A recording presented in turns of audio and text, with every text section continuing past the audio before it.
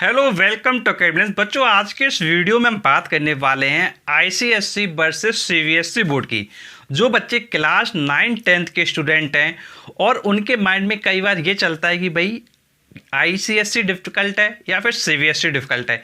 ऐसे जो कन्फ्यूजन होते हैं वो बच्चों के अंदर काफ़ी रहते हैं और काफ़ी बच्चों के अंदर कन्फ्यूजन ये भी रहता है कि भाई मैं आईआईटी नीट करने वाला हूँ तो क्या मुझे आगे चल के बोर्ड चेंज कर देना चाहिए, क्या इसी बोर्ड में रहना चाहिए। ऐसे काफ़ी क्वेश्चन होते हैं जो बच्चों के माइंड में रहते हैं। तो आज के इस वीडियो में हम डिस्कस करने वाले हैं आईसीएसई एंड सीबीएसई बोर्ड में क्या डिफरेंस है, उनके सिलेबस में क्या डिफरेंस है, एग्जाम पैटर्न में क्या डिफरेंस है। तो टोटल 5 पॉइंट एनालिसिस करेंगे और इन 5 पॉइंट एनालिसिस के बेसिस पर देखेंगे कि इन दोनों बोर्ड में क्या क्या वेरिएशन है। तो सारे पॉइंट्स मैंने आपके लिए नोट करके रखे हो, तो वन बाय वन सारे पॉइंट्स को डिस्कस करते हैं। तो देखिए सबसे पहला पॉइंट हम डिस्कस करते हैं, डेट इज योर सिलेबस। अब देखिए सबसे पहला पॉइंट आता है कि सिलेबस में क्या वेरिएशन है। तो देखिए सिलेबस को अगर आप देखेंगे तो देखिए सिलेबस में आपको थोड़ा सा वेरिएशन दिखाई देगा। सीबीएसई और आईसीएसई बोर्ड के जो सिलेबस होता है उसमें थोड़ा सा वेरिएशन दिखाई देगा। अब देखिए क्या क्या वेरिएशन होता है वो समझिए। देखिए सीबीएसई में क्या है, थोड़ा जो लेवल है वो थोड़ा इजी दिया गया है, बट जब आप आईसीएसई में आते हो क्लास 9-10 में तो थोड़ा लेवल क्या है, टफ कर दिया गया है।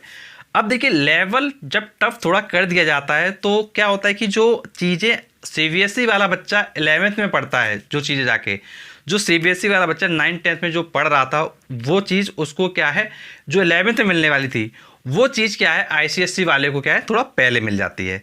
अब देखिए फॉर एग्जांपल मैं आपको बताऊं, जैसे क्रिटिकल एंगल की हम बात कर लेते हैं। तो जब बात करेंगे आईसीएसई बोर्ड में तो उस बच्चे को क्रिटिकल एंगल उसने पढ़ लिया होगा, लेकिन सीबीएसई वाले बच्चे ने 9-10 में क्रिटिकल एंगल नहीं पढ़ा होगा। अब मतलब ये जो छोटी छोटी चीज़ें हैं वहाँ वेरिएशन दिखाई देगा, लेकिन सीबीएसई में जो बच्चा होगा 9-10 में वो 11th में जाकर क्या है अपना क्रिटिकल एंगल वगैरह पढ़ेगा 11th-12th में जाकर। तो थोड़े थोड़े ये वेरिएशन है, लेकिन इसमें हम कहेंगे बहुत ज़्यादा कोई बहुत विशेष अंतर हो जाएगा तो भाई बहुत ज़्यादा विशेष अंतर नहीं है। दोनों बोर्ड थोड़ा अलग अलग हैं तो थोड़े थोड़े सिलेबस में क्या चेंजेस करने पड़ते हैं। अब देखिए जो मेजर चेंज दिखाई देता है वो दिखाई देता है कंप्यूटर सब्जेक्ट में। देखिए अगर आपसे बात करें सिलेबस की तो देखिए कंप्यूटर का जो सिलेबस है उसमें बहुत बड़ा अंतर है। जब हम बात करते हैं आपके आईसीएसई बोर्ड की तो वहाँ पर क्या जावा आ जाती है, C++ आ जाती है, लेकिन जब हम बात करते हैं सीबीएसई बोर्ड में तो भाई वहाँ पर ऐसी चीज़ें नहीं है। सीबीएसई में जो कंप्यूटर का जो लेवल दिया गया है वो काफ़ी इजी फॉर्म में दिया गया है, लेकिन आईसीएसई का कंप्यूटर अपने आप में पढ़ना और उसको तैयार करना एक इम्पॉर्टेंट रोल प्ले करता है, क्योंकि वहाँ पे चीज़ें कंप्यूटर में जाके क्या है टफ हो जाती हैं। तो कुछ वेरिएशन वहाँ पे आपको दिखाई देते हैं जो मैंने आपको बताया। तो फर्स्ट पॉइंट आपका हो गया सिलेबस को लेकर। अब देखिए इसके बाद हम बात करते हैं सेकंड पॉइंट की। देखिए सेकंड पॉइंट है लेवल ऑफ एग्जामिनेशन, कि भाई एग्ज़ाम का जो लेवल है वो कैसा रहता है। तो देखिए एग्ज़ाम के लेवल की हम आपसे बात करें तो भाई एग्ज़ाम का लेवल अप्रॉक्सीमेट सेम रहता है, कोई बहुत ज़्यादा वेरिएशन नहीं है। अब देखिए ये ऑब्वियस सी बात है, अगर सीबीएसई का बच्चा आईसीएसई का पेपर देखेगा तो टफ लगेगा, ऑब्वियस सी बात है। और जब आईसीएसई का बच्चा सीबीएसई का देखेगा तो उसको भी ऐसा नहीं कि भाई बिल्कुल इजी लग जाएगा, उसको भी टफ लगेगा, बिकॉज दोनों का जो सिलेबस है उसमें थोड़ा थोड़ा क्या है वेरिएशन है। तो इसलिए दोनों बोर्ड के बच्चे आपस के पेपर देखेंगे तो उनको थोड़ा क्या है वेरिएशन दिखाई देगा। अब इसके बाद हम बात करते हैं थर्ड पॉइंट की, डिफरेंस ऑफ बुक्स। अब देखिए बुक्स की हम बात करते हैं कि भाई बुक्स में क्या डिफरेंस आपको देखने को मिलेगा। देखिए हम बात करते हैं सीबीएसई बोर्ड की। तो देखिए सीबीएसई बोर्ड में क्या होता है, साइंस सब्जेक्ट होता है और आईसीएसई में भी साइंस होता है। देखिए जो मोस्टली स्कूल्स होते हैं उनमें देखिए सीबीएसई में क्या होता है कि साइंस की सिंगल बुक चला दी जाती है 9-10 में, लेकिन आईसीएसई में क्या होता है फिजिक्स का अलग है, केमिस्ट्री का अलग है, मैथ्स का अलग है, बायो का अलग है। मतलब साइंस में क्या होता है पीसीवी की वो जो बुक होती है, फिजिक्स केमिस्ट्री बायो की जो बुक होती है वो अलग अलग होती है। अब देखिए कुछ स्कूल ऐसे भी हैं सीबीएसई बोर्ड के, वहाँ पर क्या होता है सीबीएसई बोर्ड में कुछ स्कूलों में क्या होता है कि अब साइंस की जो बुक है उनको भी अलग अलग कर देते हैं वो लोग। बट आप मान के चलिए कि जो मोस्टली स्कूल्स होते हैं वो साइंस की एक बुक को क्या है प्रेफर करते हैं, लेकिन जब आईसीएसई की आप बात करते हो तो आईसीएसई में फिजिक्स की अलग है, केमिस्ट्री की अलग है, बायो की अलग है, और मोस्टली बच्चे क्या सलीना की बुक क्या पढ़ा करते हैं। तो ये तो बुक का डिफरेंस है। इसी तरीके से आप और पॉइंट्स को भी देख सकते हैं। अब देखिए इसके बाद हम बात कर लेते हैं पॉइंट नंबर 4 की। तो देखिए पॉइंट नंबर 4 है हमारा रोल ऑफ कंपटीशन, कि कंपटीशन में इसका क्या रोल है। भाई आईसीएसई से हम पढ़ रहे हैं, हम सीबीएसई से पढ़ रहे हैं, और हमको IIT नीट देना, तो भाई किस में क्या बेटर रहेगा? तो देखिए मैं आपसे ये कहूँगा कि भाई IIT और नीट के लिए अगर मैं आपको अपनी पर्सनल चॉइस दूं तो मेरे अकॉर्डिंग आपके लिए ICSE ज़्यादा बेटर रहेगा।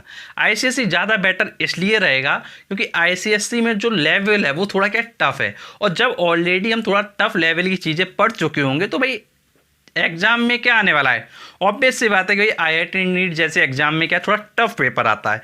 तो जो चीज़ हम ऑलरेडी पहले सीख चुके हैं तो आगे चल के हम उसकी तैयारी करते हैं IIT नीट की, तो वो हमारे थोड़ा क्या ईजी हो जाता है। तो इसलिए मैं कहूँगा कि भाई कंपटीशन के पर्पज़ से आपके लिए ICSE बहुत बेटर है, ICSE को बिल्कुल भी नहीं छोड़ना चाहिए। अब इसके बाद हम बात करते हैं लास्ट पॉइंट की, पॉइंट नंबर 5। अब देखिए पॉइंट नंबर 5 हमारा एक्स्ट्रा करिकुलर एक्टिविटी। अब देखिए हम आपसे बात करते हैं कि जो एक्स्ट्रा करिकुलर एक्टिविटी होती है, फॉर एग्जांपल जैसे आपका ग्रुप डिस्कशन हो गया, तो देखिए जो ICSE बोर्ड होता है वहाँ पे क्या ग्रुप डिस्कशन जैसी चीज़ें या आपकी पब्लिक स्पीकिंग जैसी चीज़ें उनको क्या थोड़ा ज़्यादा कराया जाता है, लेकिन CBSE में ऐसी चीज़ें क्या थोड़ा कम होती हैं। अब देखिए जब आप कोई भी जॉब वगैरह लेने के लिए जाएंगे, जैसे फॉर एग्जांपल आपने बीटेक किया या मान लीजिए आपने MBBS किया, आपने सपोज करिए कि बीटेक कर लिया, आपको जॉब वगैरह लेना, या आपने मान लीजिए BBA कोर्स कर लिया या VCA कर लिया, आप जॉब के लिए जाएंगे तो जनरली क्या है ग्रुप डिस्कशन होता है, पर्सनल इंटरव्यू होता है, वहाँ पर आपको कम्युनिकेशन स्किल्स को अपना इंप्रूव करना पड़ता है। अब देखिए कम्युनिकेशन स्किल्स को भी इंप्रूव करने के लिए कहीं ना कहीं आपको पब्लिक स्पीकिंग करना पड़ेगा, और जब तक पब्लिक स्पीकिंग नहीं करेंगे तब तक कम्युनिकेशन स्किल क्या है, इंप्रूव नहीं हो पाएगा। अब देखिए जब आप खुद सोच के देखिए, जब हमारी एक्स्ट्रा करिकुलर एक्टिविटी हमारे स्कूल्स में कराई जाएंगी, अब जिस स्कूल में ज़्यादा कराई जाएंगी ऑब्वियस सी बात है कि भाई वहाँ बच्चों की परफॉर्मेंस क्या है, ऑब्वियस सी बात है कि अच्छी हो जाएगी। अब देखिए एक चीज़ आपको समझना बहुत ज़्यादा इंपॉर्टेंट ये है, देखिए सपोज करिए हमारे पास 10 बच्चे हैं, सपोज कीजिए कि हमारे पास 10 बच्चे हैं, अब वो 10 बच्चे के जो मार्क्स हैं वो सेम है, हमारे पास 10 बच्चे हैं, 10 बच्चे के जो मार्क्स हैं वो सेम है, लेकिन अगर एक बच्चा उनमें से ऐसा है जिसको पब्लिक स्पीकिंग बहुत अच्छे से आता है, कम्युनिकेट अच्छे से कर लेता है, ग्रुप डिस्कशन में अच्छा परफॉर्म कर रहा है, तो ऑब्वियस सी बात है कि हम उन 10 बच्चों में से उस बच्चों को प्रेफर करेंगे, बिकॉज उसको सब्जेक्ट नॉलेज के अलावा एक्स्ट्रा स्किल भी उसके अंदर है। तो देखिए जब भी आप जॉब के पर्पज से जाएंगे या अपना कोई बिजनेस वगैरह करेंगे, कुछ भी आगे चलकर आप लाइफ में करेंगे, तो कहीं ना कहीं जब आपके अंदर किताबी ज्ञान से एक्स्ट्रा चीज़ें होंगी तो फिर ऑब्वियस बात है कि वहाँ पे आपको क्या प्रेफरेंस दी जाएगी, और प्रेफरेंस वही मिलेगी जहाँ पर आप क्या है कुछ एक्स्ट्रा अदर लोगों से जानते होंगे। देखिए एक चीज़ ये समझ लीजिए, कंपटीशन का मतलब क्या होता है, कंपटीशन का मतलब होता है कि आप अदर लोगों से कितना आगे हो। कंपटीशन का सिर्फ एक ही मतलब है कि आप अन्य लोगों से कितना आगे हो। अब देखिए नॉर्मली जब आप बोर्ड एग्जाम का रिजल्ट आता है तो भाई जिसका 90 है वो भी हैप्पी है, जिसका 95 है वो भी हैप्पी है, जिसका 88 है वो भी हैप्पी है।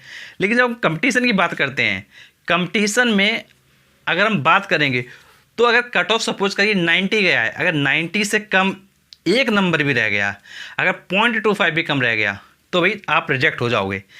तो कंपटीशन में कट ऑफ होता है, लेकिन बोर्ड एग्जाम में कट ऑफ नहीं होता है। तो कंपटीशन क्रैक करने के लिए आपको प्रॉपरली स्टडी करना पड़ेगा। और देखिए जब आप स्टार्टिंग फेज से प्रॉपरली वर्क करते रहोगे, प्रॉपरली स्टडी करते हो, तो ऑब्वियस सी बात है कि लाइफ में आगे चल के जो प्रॉब्लम्स हैं वो ऑटोमेटिक क्या है एंड हो जाएंगी। तो देखिए टोटल मैंने आपको 5 पॉइंट की बेसिस पर डिफरेंस बताया कि क्या दोनों बोर्ड्स में डिफरेंस है।